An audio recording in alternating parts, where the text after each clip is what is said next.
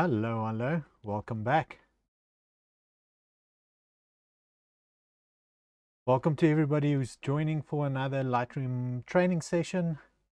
We'll just again give it a second or two for everybody to connect. Great. While we wait for everybody to come in, we will start with some housekeeping. There is load shedding scheduled. Hopefully everything switches over and we'll be fine. But if something happens, I'll just leave a note in the chat, and then we'll make decisions from there.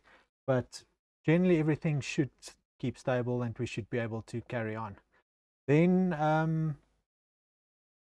there is a WhatsApp group for this weekly training. If you want to join the WhatsApp group, let me know. Hello everybody, I see there's more people joining. So the WhatsApp group, let me just copy it here. I'm going to put the WhatsApp group link in the chat right now. So that's the WhatsApp group. If you want to join the group, if you've got any questions, suggestions, if you've got issues with editing, you're welcome to put it in there and we'll have a look at your images. Then there's also a mailing list. You can join the mailing list. You'll get reminders for the training every week with a link sent to your email. Good. Yeah, all good. We're trying to work around the load shedding, but it should be fine. We'll see how it goes. See more people joining still, so we'll just give it another minute or so. I've dropped the WhatsApp link and the mailing list link in the chat, so you can join there if you want to join the WhatsApp for the training, or if you want to join the mailing list and get notifications of the training. Another way to get notifications obviously is just to also subscribe to this YouTube channel, and you'll see when events are scheduled. Great, we'll give it one more minute and then we're going to get started.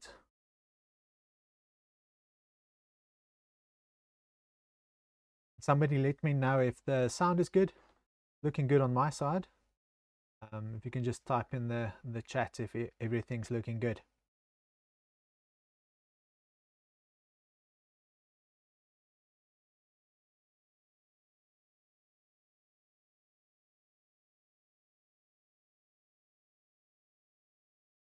Good, then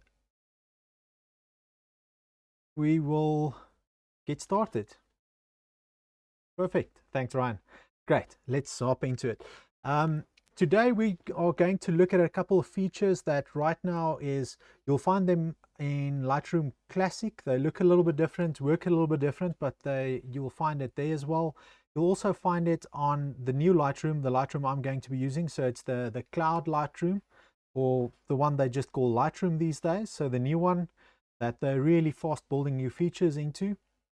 In this new Lightroom, there's a couple of features that they haven't moved over to mobile yet. And what we're going to be doing today are all things that's just available in the PC or Mac version of it. So if you're running a normal Windows PC or if you're running an Apple Mac, you'll find everything we're doing today in your Lightroom, the normal Lightroom Cloud. But you won't find it on your phone and you won't find it on your tablet.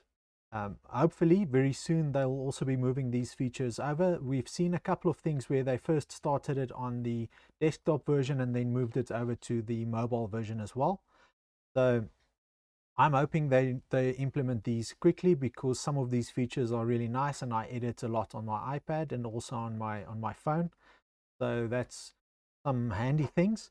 But today we'll be looking at a desktop view of Lightroom, different to the previous weeks, and we'll look at a couple of these things that we can do on the desktop. So we'll look at duplicating an image. So it's making a virtual copy. That's one thing that's on desktop right now that's not on mobile. We'll look at grouping, so we can group images or ungroup images in Lightroom. It's basically making a little stack of images together, so it's just easier to organize our images. Then we'll look at HDR, so high dynamic range images. We'll talk a bit about that and how to merge them in Lightroom. Then we'll also look at panoramas, so how to merge multiple pictures into one panorama. Okay, so let's hop into Lightroom. That should do it. Perfect. Okay, so this is a desktop Lightroom installation that I've got here. And the very first thing that we're going to be doing is I'm just selecting this image. I'm going to right click on it. You'll also find it in the menu. Show you where to do it now. And you'll see I've got the option to duplicate one photo. If I duplicate this one photo, you'll see it made another copy right here at the end. And what we can just leave it there for now. So that's a way of making a virtual copy. So basically it takes your image with all the edits and it just makes another virtual copy, and you can do a different set of edits there. On mobile devices you can do versions. So you can have different versions or editing versions, but it's all on one image and you have to select the versions to change between the different edits. You can also print those different versions or export those different versions. But the nice thing with this virtual copy is you actually get two separate images inside of Lightroom. It doesn't take up any more storage. It's just the one raw file, but it basically duplicates, virtually duplicates it, and you can do some other edits or crops or whatever you want on the second image. So that's a handy feature. Sometimes when I'm delivering images to a client, it's nice to do a virtual copy and then do maybe one black and white edit and one color edit, and they can see both in the shared folder that I share with them. So it's a handy little option to have. Okay, then the next thing we can do is we can actually select multiple images. I'm going to select these two that are actually the same image. I'm going to hold in my case, Command. It should be Control, I would guess, on Windows. And I'm selecting two images. You can also do Shift if you want to select a whole range. I'm going to right click again, and I'm going to go group into stack. The shortcut on Mac is Command G. Should be something like Control G, I would guess, on Windows. And now we've got a little stack here at the end that says two photos. I'm just going to move it back to the front. So you'll see the little 2 in the corner. That little 2 in the corner just means it's in a stack. So we've got two images there. We can also ungroup it by going back and ungrouping, and it will just put those two images next to each other again. So that's a little handy way of just organizing images. So if you've got a couple of images that are very similar or belong to one panorama shot or one HDR shot, it's a nice way of organizing them. So you can just group them into a group. You'll find these options as well in the menu system. So you'll see the it's under edit. So we can duplicate multiple images as well in under edit, and if we've got more than one selected, we can also find where's the grouping should be stacks. So group into stack. So we can group those images into a stack if we want to. We can also ungroup here, and we can change the stack cover. So maybe you've already merged 3 images into an HDR, and you can change the stack cover to the one you want to keep. Also, if you did maybe sport photos or something, you've got a sequence where you just held in high-speed shutter and you've got 10 or 20 images that are the same, you can select the one you want for your stack cover. So that's the top photo you'll see, and group all of them that are similar, so you just see the one, you don't have 20 of the same image in your album, which is quite nice. It keeps all the other ones, it just stacks them underneath the one that you select as your cover. So that's the first thing. It's just organizing images, and very often, because we're doing HDR and we're doing panoramas today, very often I would stack things and group them together when I'm doing panoramas or HDR. Okay, so the very first way, the easiest way to do HDR, we'll have a look at now, and that's actually to do it with the camera built into Lightroom on your mobile device. So that's one way of doing HDR with your phone, is actually use the built-in camera that's built into the Lightroom app. Okay, I'll show you now how that works. But just so that you know, I'm going to show you, there's little tags. So where you see the two, that's a stack. You'll see there's a little tag that says Pano, that's Panorama. There's another one that's a Panorama. It's also part of a stack. You'll see all these little notes when you switch the grid view. It's just the letter G on your keyboard. You can switch to different grid views. The one gives you more information and the other one just styles it nicely. Okay. You'll also see in the corner in this image it says HDR, and it's one image. That's because I used the Lightroom mobile app on my phone, and I switched it to HDR and I took an HDR image. Okay. Let's just start by talking about HDR and why we would do it. If you haven't used HDR before, if you've never taken HDR images, basically the theory behind it is our camera sensors can't see all the light that our eyes can see. The range of from darkest black shadows that our eyes can actually still see detail in to the lightest white, brightest area that our eyes can still see detail in is wider or contains more information from the two sides than our camera can do.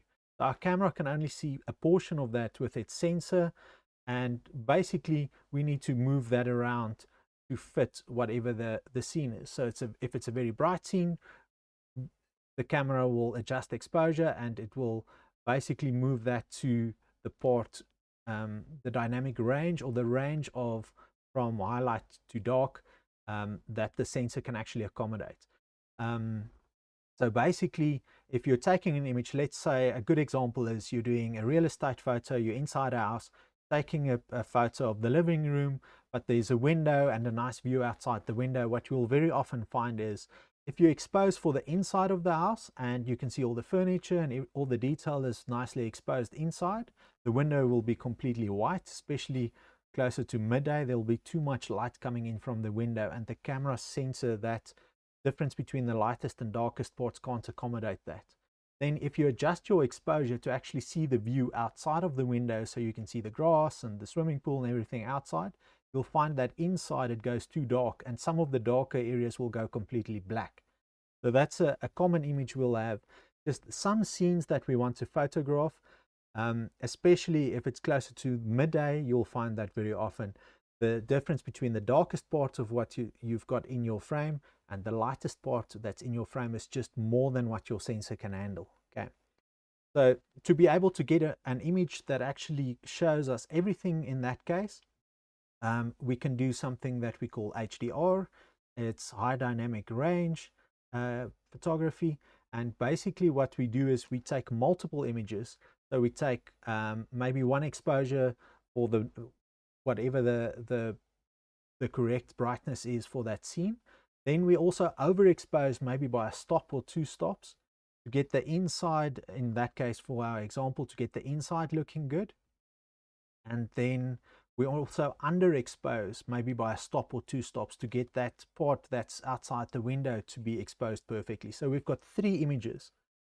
One that's the normal exposure, one that's underexposed, one that's overexposed. And then with some nice maths and some nice tricks, software like for instance Lightroom or Photoshop can take those three images, fit them on top of each other so that they actually exactly match. Then what it does is it takes the areas that are overexposed and actually takes those areas from the underexposed image. So for instance, whatever's in that window that went bright white will take the underexposed image so you can see what's in there. And then on the inside part of that same image, in the darker areas, it will take the overexposed image and use that to fill in those areas. So basically you can see then from the darkest to the lightest areas, everything's got the normal detail. So you can see the inside perfectly exposed as well as the outside of the house in that case. So that's just one example where you might use it. But basically it gives you more details in the shadows and it gives you more details in the highlights without clipping the shadows, like making them completely black, and without washing out the highlights to complete white. Okay. So it gives us basically the ability to get a photo that our sensors can't take. Okay, so that's HDR. Now the very first easiest way to do HDR is to do it in the camera on our mobile devices. So I've got Lightroom on my phone. This is my phone view that you can see. And if I take my camera here, bottom left, it says Pro. If you look at the camera screen there, if I click on Pro, there's a little pop-up that comes up that says automatic. So that's the sort of easy automatic mode. Then we've got the professional mode where I can adjust things like the exposure. And below that, we've got HDR, high dynamic range. If I click on that, I can take an image. What the Lightroom app will do is we'll actually take 3 images, one underexposed, one whatever it thinks is the correct exposure or whatever you set the exposure to in this case, and one overexposed, and it will combine them in the app and just deliver one image to you. So it will save one image to your Lightroom album that you save this photo into. So this is the built-in camera. Let me just show you where to get it. So in your normal Lightroom app on your mobile device, bottom right hand corner, you'll see the 2 blue buttons. The one is a camera. So if I press on that camera button, it opens up my camera, and then that little drop down next to the shutter button is where I find high dynamic range. Okay, so that's the easiest way to do an HDR photo. Let me show you what it does. So if we look at this first image that we've got here, so this was the scene, Knysna waterfront, a couple of weeks ago, and basically the clouds, it was midday-ish, close to midday. The clouds were really bright in the upper right hand corner. So if you look here, it's really bright. And if I expose to get my sky details correct and not go all white, then this little house and the shadows here and the paving is really dark. Okay, just by using my mobile phone, switching it over to HDR. Oh, by the way, this image was taken just with auto settings with a mobile app, Lightroom app. So this is what I'd wanted to expose the image as. And then when I switched it over to HDR, I got this image. Okay, so now you can see the difference between the 2 images. There's a lot more detail right here in the front. This is an unedited image. I haven't lifted the shadows or anything. I haven't done any edits on it. This is just as it saved it. I can now go ahead and edit this raw image further. But we can see we've got detail in the clouds. There's some detail in the foreground here. This little house booth thingy is looking a lot better. Nothing is disappearing into black shadows on this side. Okay, so that's just a very easy way of getting an HDR photo on our mobile devices. Then let's go back to the rest of our images. So the next thing I want to show you before we do another HDR right at the end is how to do panorama images. So basically a panorama image, we can do something like this. This is an example of a panorama. Panorama images, we can take multiple images. So let's say we've got a nice zoom lens or a long lens and we can't fit the whole scene in with that lens. We can take multiple images with some overlaps in between those images, and then just select all those images and tell Lightroom to put them together and stitch them seamlessly into one image. Okay. This one specifically ended up being a 700 megapixel image.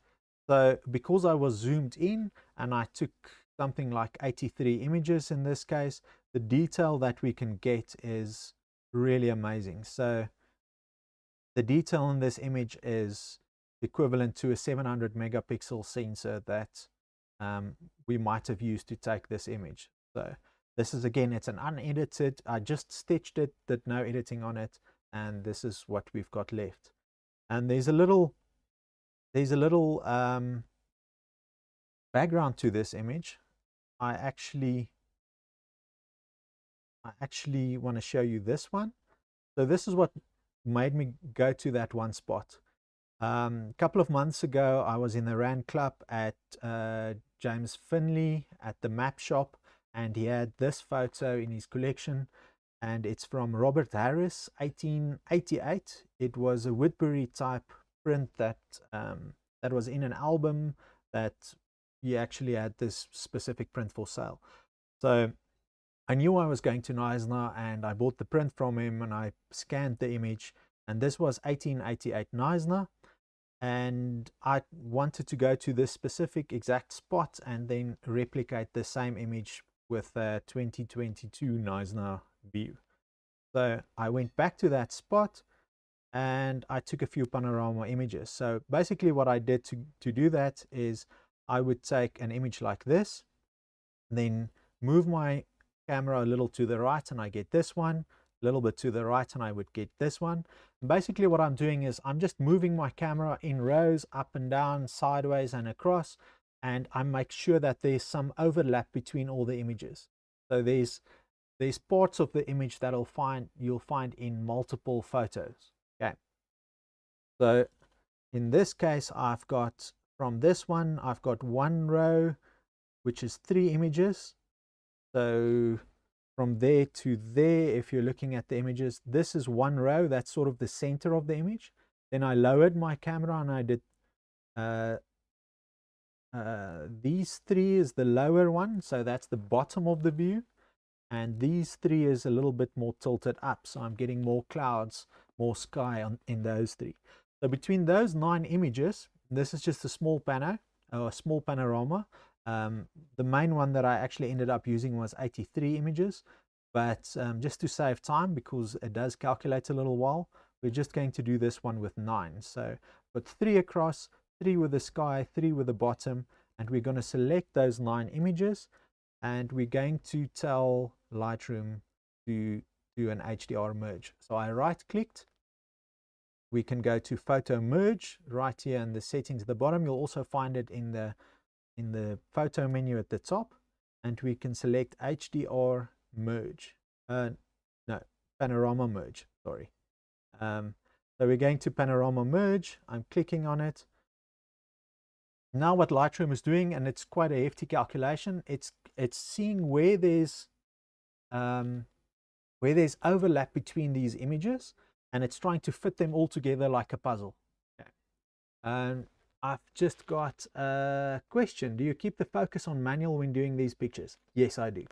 So the lens I used was equivalent of what would that be? An 80 to 300 lens. I'm using micro four thirds, so I have to work out the equivalent. So on a full frame sensor, it would be an 80 to 300. For the main panorama I did with 83 images, I was fully zoomed in. For this one, I was maybe closer to zoomed out on that lens, so maybe closer to 80 or 100 or something equivalent. So I only got 9 to cover the image I wanted. If I zoom in more, obviously I need more images to cover that whole frame that I wanted. Okay, so how do I take these? I take them handheld, because Lightroom is really good these days at actually stitching and fitting images together, and also even if an image is skewed towards another one, anything like that, Lightroom will fix it.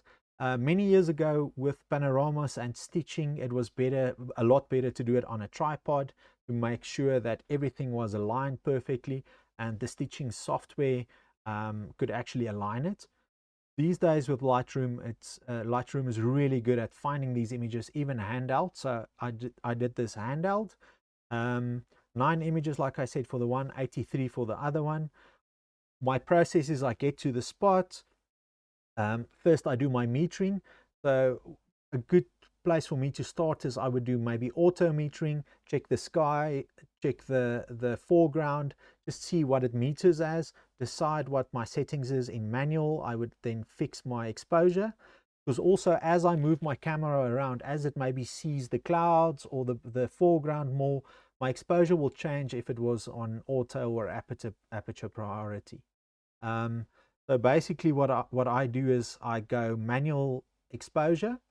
I might start with auto and just do a test photo and see what auto wants to do, then start there and adjust it a little bit, but I lock down my exposure either by going to manual mode, or sometimes if I want to do something like aperture priority, I would pick maybe the center of my image.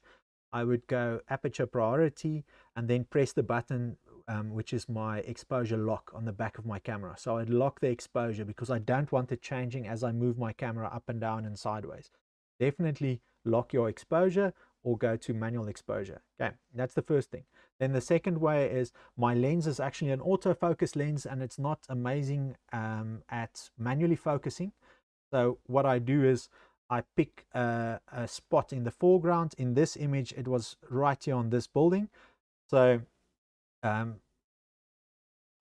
was at I don't know, quite maybe F16 or somewhere between F11 or and F16. So I had a lot that would be in focus, and I picked a spot maybe 1/3 into the scene from between where I was to where the mountains is, because normally with your focus range, if you've got a big range of focus like you would get at, let's say, F16, 1/3 into the depth of what you're seeing is where you should put your focus point. So I focused sort of 1/3 of the distance from those mountains in the back, which meant 1/3 from me into the scene. Okay, so that means everything almost from me to the mountains in the back will all be in crisp focus. Okay, so once I focused with autofocus, then I switched my camera over to manual focus, or my lens over to manual focus. So now my exposure is fixed. It's not going to change as I move my camera and I press the button. My lens or my camera is now switched to manual focus, although I first autofocused on that building. So my focus point is fixed. Now I can move everything around. Okay, and then I just take my images, and then I can unlock my exposure and my autofocus to do something else. So that's how I did it. Perfectly handheld. And as you can see, Lightroom just did a stitch for us of 9 images. So basically it does like one frame would be around here, the next one would be around here, the next one would be around here, then another row of 3 and a bottom row of 3. Okay, and that covers the whole image that I wanted from where that original photo was taken. So then we've got some options in Lightroom. We can go spherical. So if you're hand holding, you're going up and down and sideways with your panorama, spherical will give you the best result. Because if you're thinking you're the center point and everything is rotating around you with the camera, taking images all around you, that will give you the best result. If you are maybe on a tripod and you're just going sideways, so you're just shooting in one plane going sideways or in one plane going up, if you're shooting maybe a tall building, you're not moving in 2 directions, then cylindrical can also work. So cylindrical, especially for if you're just shooting on a tripod going sideways, that gives a really good result. Perspective is if you're actually moving sideways with your camera, and let's say there's a long wall with graffiti on, and you're taking multiple images of that wall, but you're moving 5 meters to the right, 5 meters to the right, 5 meters to the right, then perspective can give you a good one, a stitch of that wall. But we're going to keep it at spherical because hand holding, that's going to give you the best result. Then the next one is boundary warp. So what boundary warp does is it tries to fill in the corners that's missing in this image. Do you see we've got some corners missing because it was handheld and I just guessed where all the images should be.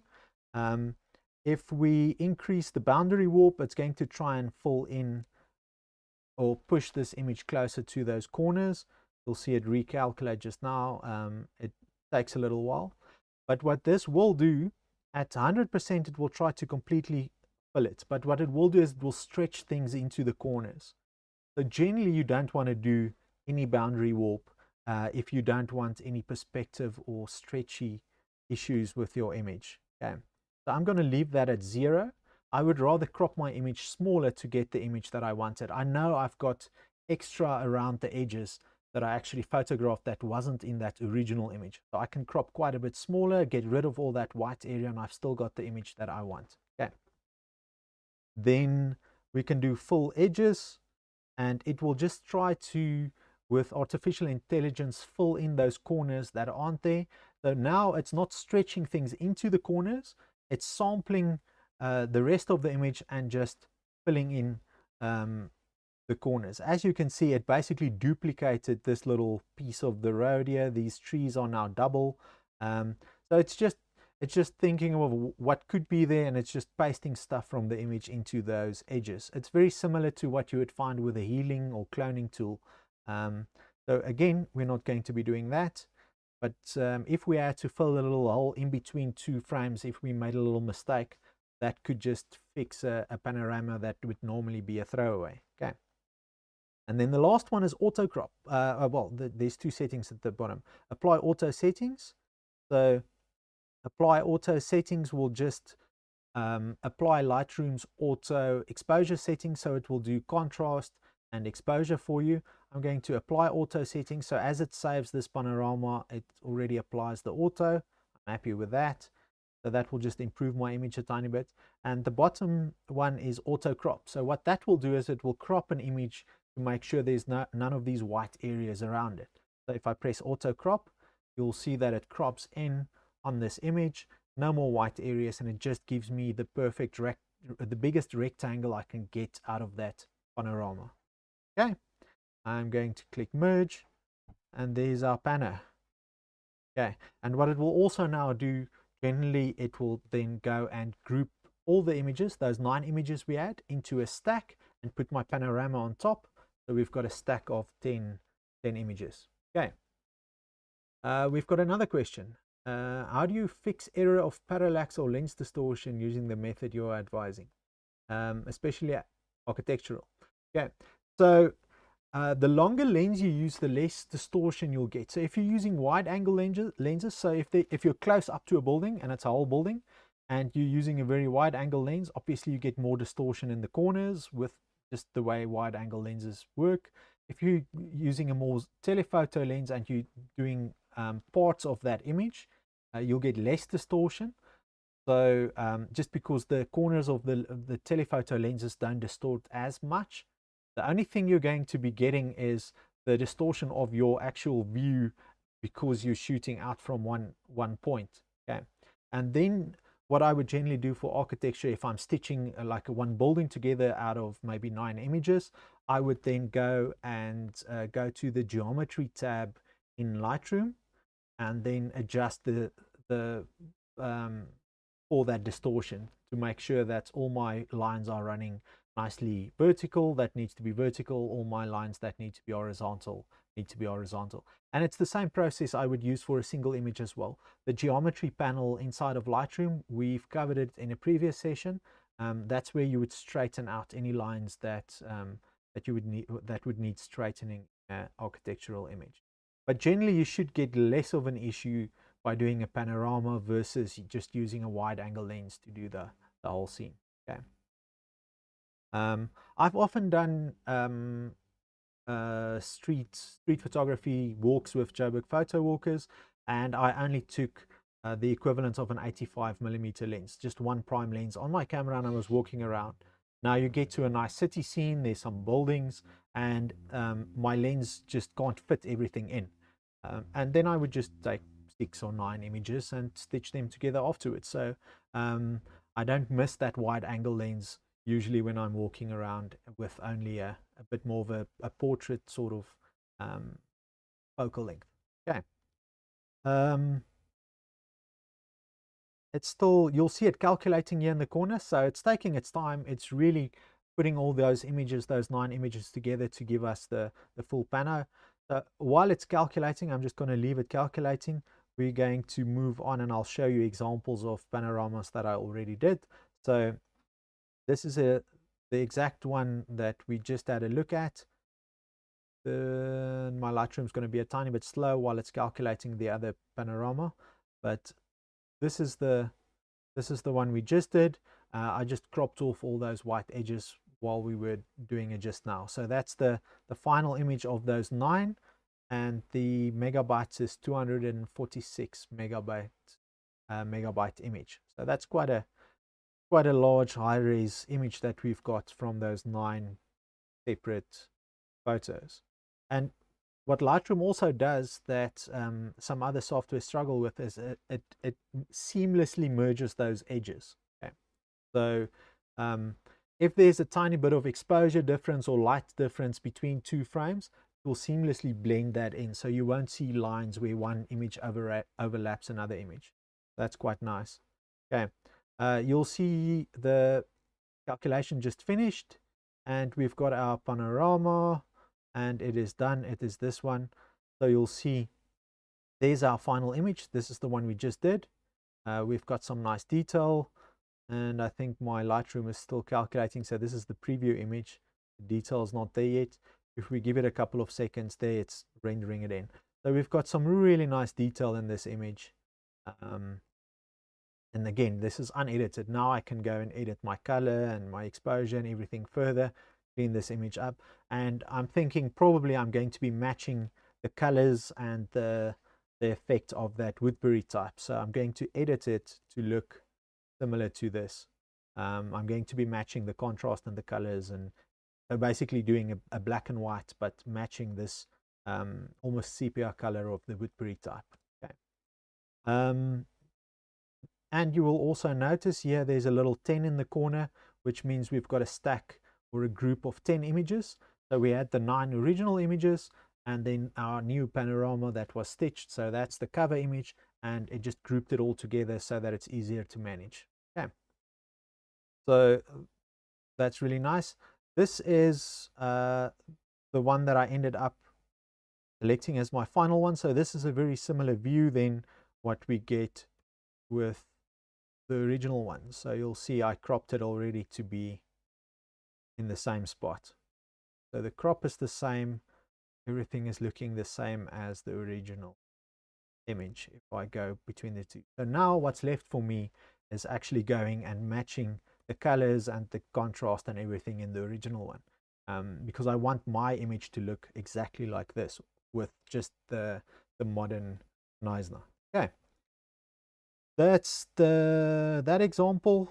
How are we doing on time? We're still good. Then the next example is HDR again. So in this scene I took 3 images. So this one would be the exposure that I wanted, but just to give myself a little bit of leeway, if something went wrong in the image, I set my camera in camera to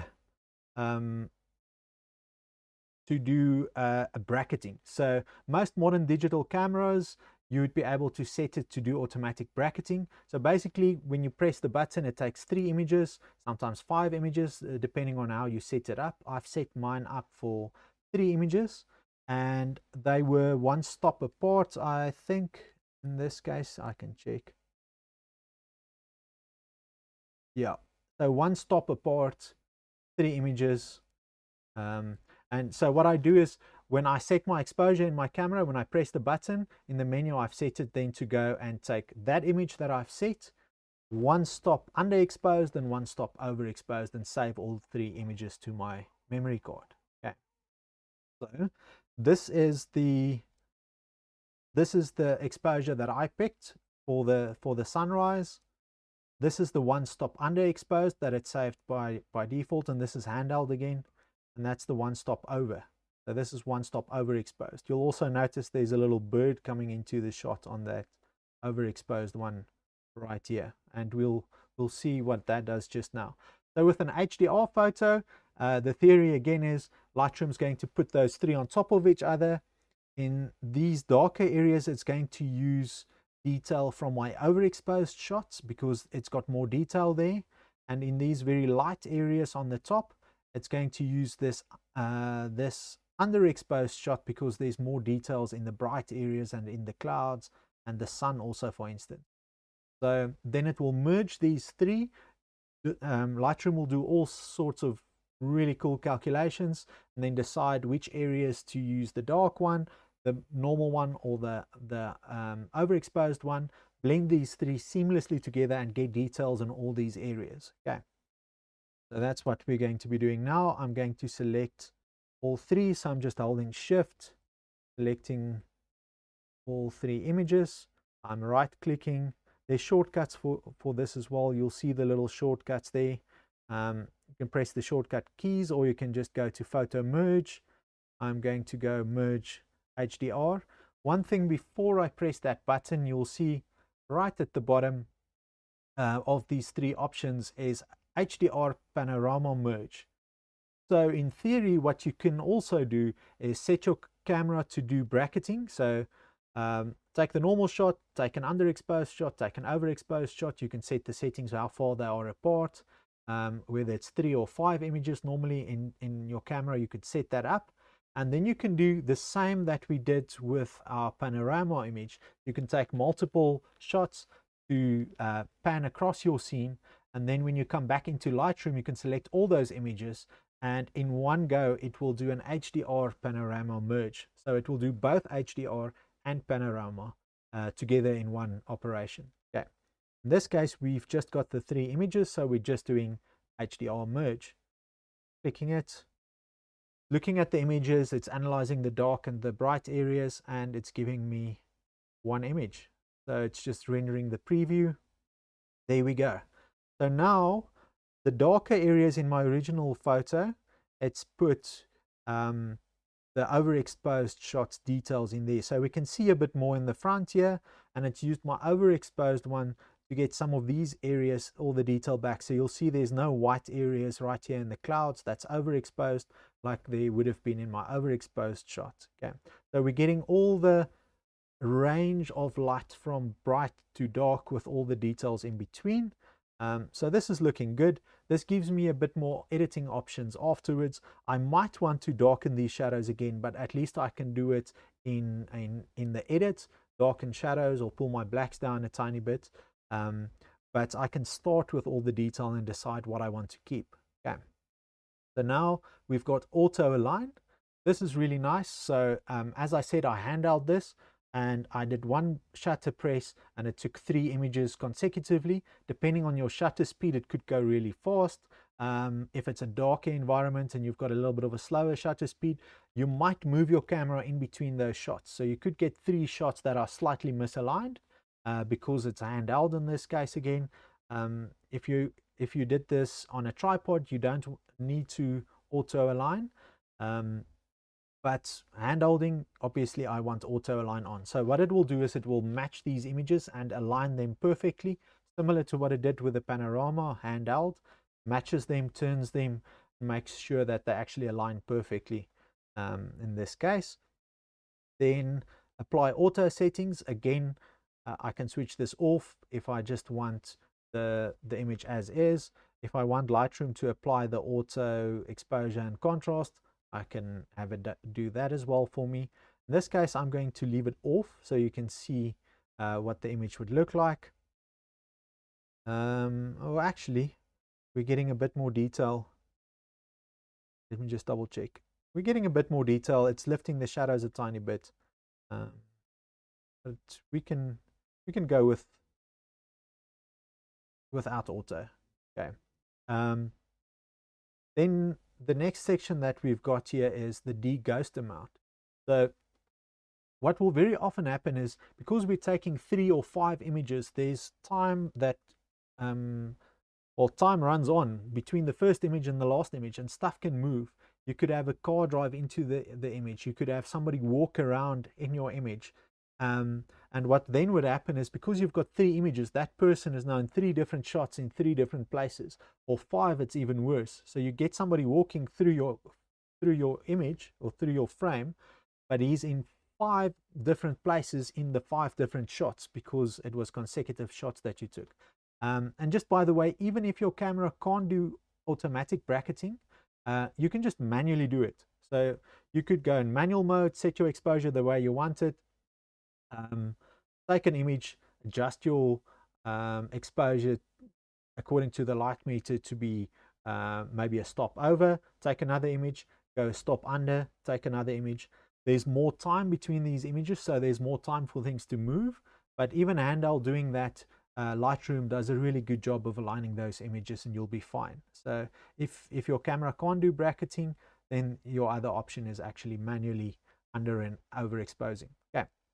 Now, de-ghosting, what Lightroom will do is, if something moved in between the different images, so if you've got somebody walking around in your image, or something that changed, maybe a tree was blowing in the wind, or somebody opened a door in a building, or a car drove past, something changed between your different shots, Lightroom will go and find those things that changed and then actually use the data from one of the images, so the best exposed image for that area, and ignore the rest. So instead of getting the same person in 3 places, it just picks the best one and leaves it in the best spot, and you don't get that ghosting. So it's a very clever algorithm that's built into this, and it will de-ghost if you switch this on.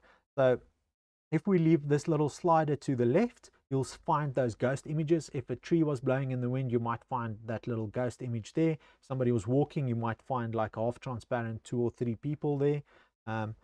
As we slide this to the right, Lightroom is going to do more ghosting. So you can do low, you can do medium, or you can do high ghosting or de-ghosting. So it will find those areas and fix them for us.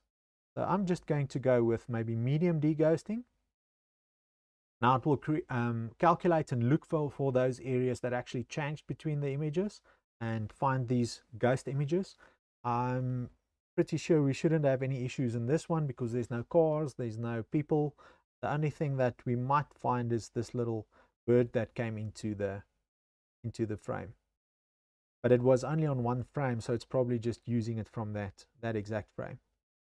Let's just see what it does. Still refining the preview. I'm actually streaming from my newer computer and editing on an older one, so any more like later model computer will be a lot faster than this. This computer is probably 7 or 8 years old now. My new one is quite new, so normally I don't wait for all these renderings as long. Anyway, it did its deghosting, and what we can do is show deghost overlay. So if we click this on, it will actually show you where it fixed any issues, and it will show you where it took the parts of the different images. So for instance, here in the bright areas, it took more from the underexposed image. That's the normal image, and it just decides what areas to take from the different images. Okay. There we go. So maybe my clouds between the 3 images moved a tiny fraction, so it's just compensating for that, and we're getting our final image. Because it was a handout and because something could be moving, maybe like clouds, maybe like this bird, whatever, we're doing some deghosting, but not too much. And then I can click merge. What it will do is it will take those 3 images, it will make a stack or a group. It will do my merge in the background. Yeah, there you can see it's calculating that merge, and it will put it on top of the stack, and I'll have my final image. Like I said, with an architectural image, for instance, when you're taking a photo of an interior of a house and there's a view outside, that's where you really see this work well. So in your underexposed one, you'll see the outside. In your overexposed one, you'll see the inside better. When you merge those 3 images, you'll get a perfect inside to outside. Everything is perfectly exposed. That's our final image. So that's the final image. Let's just go back to this little group. So this is our group. That's our final image right there. That was our overexposed image. That was our normally exposed image. No, underexposed image, sorry. That was our normally exposed image, and that's the final one that Lightroom has put together for us. Okay. So now we've got more of that detail that we can see in our overexposed image, and more of this sort of sky that we can see in our underexposed image. Everything looking nice. Okay. Have we got any questions about panoramas, about HDR, about taking these images, about settings, anything you want to ask? I'm happy to answer any questions.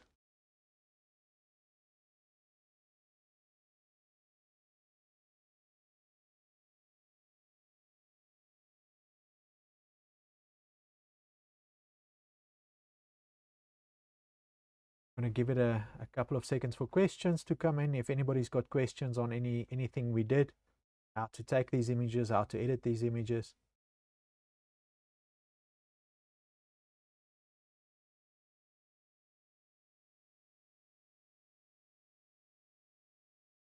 All good? Everybody happy?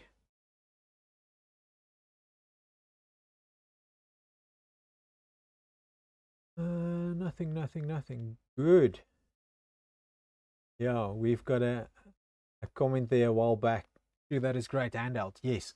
So, long time ago, many years ago, when I sort of first started off with professional photography for clients, one of the things that I did very often was real estate photography for new developments, golf courses, real estate agents, things like that. And I did a lot of that. And when I started doing that, I had an old, I think a D3200 Nikon.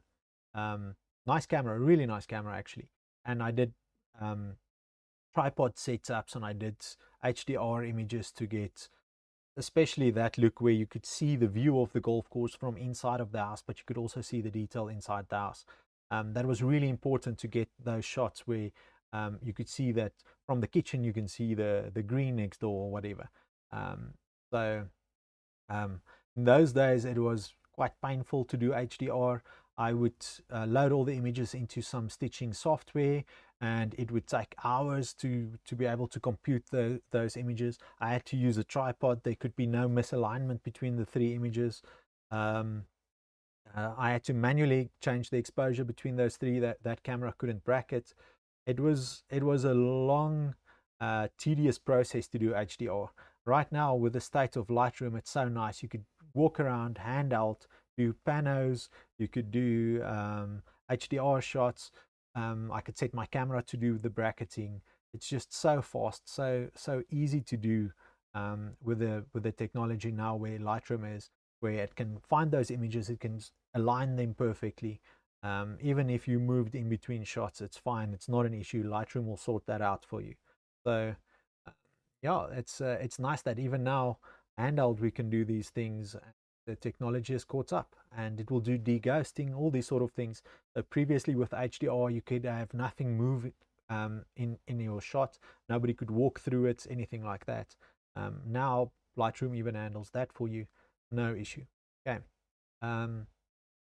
Any other questions? Nothing yet. Check the group. All good, all good. So then we're going to call it a night. Thank you for joining. Hang on. We've got one question. Thanks. When photo of an insect is done, is this same principle with stacking? Yeah, exactly. So all of what we did now is actually stacking. Stacking is just putting photos on top of each other, like layers, like you would in Photoshop.